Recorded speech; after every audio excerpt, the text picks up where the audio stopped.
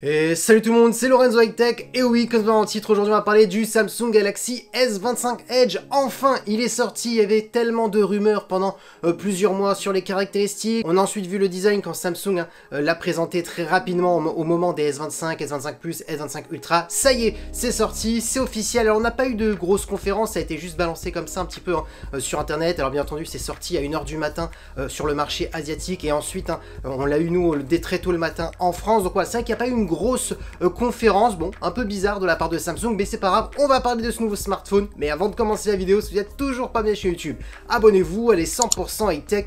N'oubliez pas d'activer la petite cloche de notification pour être notifié lorsque je fais une vidéo, et bien entendu à mes autres réseaux sociaux, c'est-à-dire Instagram, TikTok et Twitter.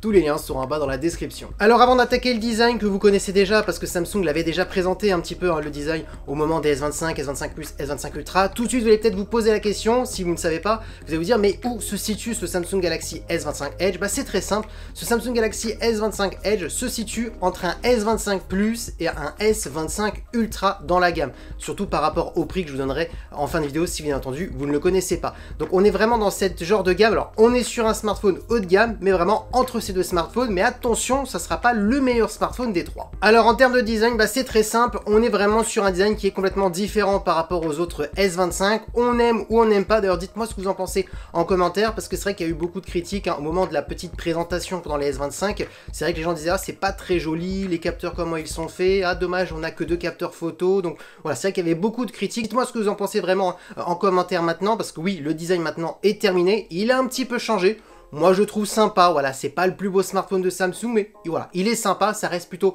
classique. Maintenant on va rentrer dans les détails des caractéristiques de la face avant. On est sur une grande diagonale de 6,7 pouces avec une très bonne résolution Quad HD+, une technologie d'écran AMOLED accompagnée par un taux de rafraîchissement de 120 Hz. Ensuite on a un écran qui est lumineux parce qu'on est sur du 2600 nits, et bien entendu cet écran est compatible HDR10+. Alors tout de suite ce que vous allez vous dire, bah en fin de compte on a pratiquement les mêmes caractéristiques qu'un S25 Plus ou même un S25 Ultra. La réponse est oui, on a le même écran AMOLED, on a les mêmes luminosité, on est sur une grande taille de 6,7 pouces, donc c'est vrai que pas de gros changements jusqu'à maintenant. Par contre, là où il y a du changement, bah, c'est au niveau de la partie photo. Alors attention, ce smartphone, ça sera pas le meilleur photophone de Samsung, tout simplement parce qu'on est sur un smartphone extrêmement fin, parce que oui, j'en ai pas encore parlé au début de la vidéo, mais le but de ce S25 Edge, c'est vraiment d'avoir un smartphone extrêmement fin, le plus fin bien entendu chez Samsung. Donc c'est vraiment ça la priorité de ce smartphone, c'est vraiment pour quelqu'un qui veut un smartphone un peu plus original dans la gamme Samsung et qui veulent vraiment rechercher la finesse. Ça c'est vraiment le but numéro 1 de ce smartphone.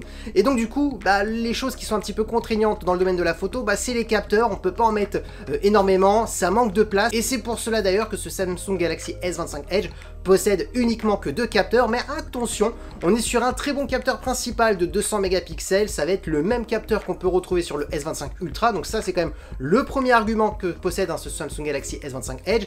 Et ensuite le second, c'est un ultra grand angle de 12 mégapixels. Alors oui, certains vont dire, vous allez le remarquer, il n'y a pas de téléobjectif pour avoir un vrai zoom optique, c'est vrai, mais Samsung explique que comme on est sur un bon capteur de 200 mégapixels, on va pouvoir cropper un petit peu dans l'image et avoir un zoom sans souci jusqu'à x2, donc ça c'est le côté positif. Par contre au-delà, ça risque quand même un petit peu de se ressentir. Et au niveau de la vidéo, bah bien entendu, on pourra filmer en 8K, 30 images par seconde, ou en 4K, en 120 images par seconde.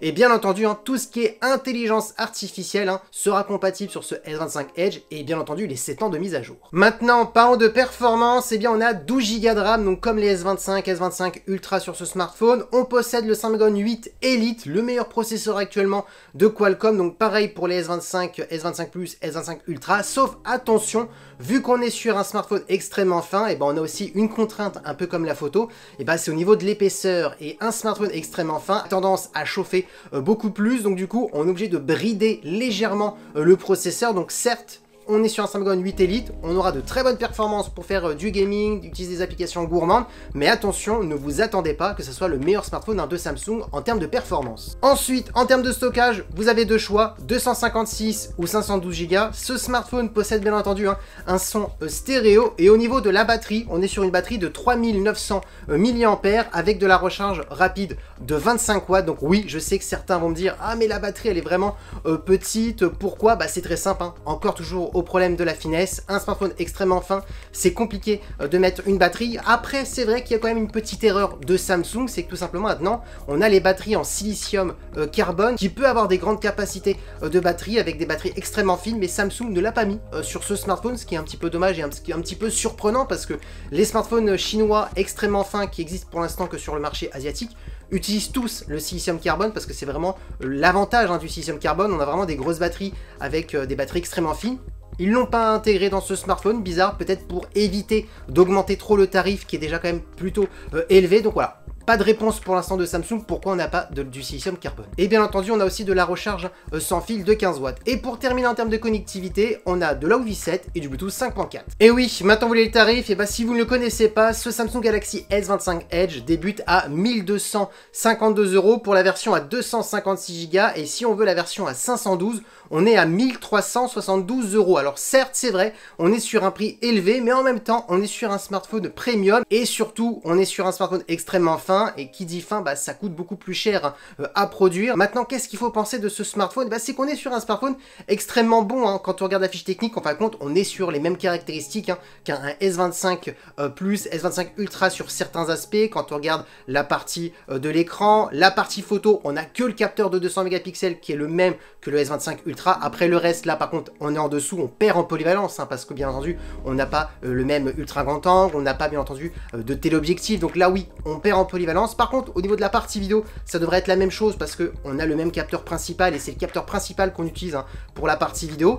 La batterie, oui, c'est sûr, ça sera pas la meilleure autonomie par rapport au S25 parce que c'est la plus petite batterie qu'on retrouve sur tous les S25. C'est le problème bien entendu des smartphones extrêmement fins, et pareil pour la recharge rapide, on est vraiment sur du 25 watts. Là où malheureusement le S25 Plus ou le S25 Ultra possède du 45 watts, donc c'est vrai. Dommage par contre de ne pas avoir du 45 watts pour ce tarif, ça aurait été quand même intéressant. Et bien entendu, pour terminer, les performances seront bonnes malgré qu'on est sur un processeur qui sera un petit peu bridé pour éviter les chauffes et pour éviter de trop consommer au niveau de la batterie. On sera quand même sur un smartphone performant.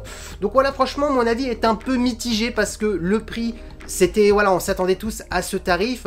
C'est juste que c'est dommage de certaines choses qui sont un petit peu embêtantes, de ne pas avoir du silicium carbone pour avoir peut-être une plus grosse batterie, peut-être aller au-delà des 25 watts parce que vu qu'ils savent le faire, on est sur du 45 watts pour le S25 Plus, S25 Ultra, ça aurait été plutôt intéressant. Mais à mon avis, peut-être aussi les composants coûtent extrêmement cher et ils ne voulaient pas sortir un smartphone au même tarif que le S25 Ultra. Ça aurait été un petit peu illogique de faire cela. Donc peut-être, je pense que c'est par rapport au coût de production. Du coup, dites-moi ce que vous en pensez de ce S25 Edge. Est-ce qu'il vous donne envie? Écrivez-moi tout ça en commentaire parce que oui, la vidéo est terminée. J'espère que la vidéo vous a plu. Si c'est le cas, n'oubliez pas le petit pouce like, de vous abonner sur cette chaîne YouTube et d'activer la petite cloche de notification pour être notifié lorsque je publie une vidéo, et bien entendu à mes autres réseaux sociaux, c'est-à-dire Instagram, TikTok et Twitter.